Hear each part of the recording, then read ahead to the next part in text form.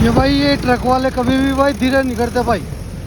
मैं भाइयों आपसे माफ़ी चाहूँगा यार ट्रक ड्राइवरों से, पर आप आराम से चला लिया करो। आपकी इतनी बारी बारी साधन है भाई, बारी बारी गाड़ियाँ हैं। वो बेचारा मेरे पीछे ट्रैक्टर वाला है भाई, मैं बताऊँ आपको, मेरे पीछे देखो ट्रैक्टर आ रहा है भाई, तो उसको ओवरटेक करा, जबकि यहाँ ओवरटेक करने की जगह भी नहीं है। फिर भी पता नहीं इसको कहाँ जाना है भाई को, ट्रक वाले को इतना आगे। तो ये ट्रक वाले को सोचना चाहिए भाई, सभी छोटे वाहनों का ध्यान रखो भाई। ओवरटेक करके कहाँ जाओगे तुम, बारी गाड़ी है, धीरे चलेगी तो धीरे चलेगी ना भाई।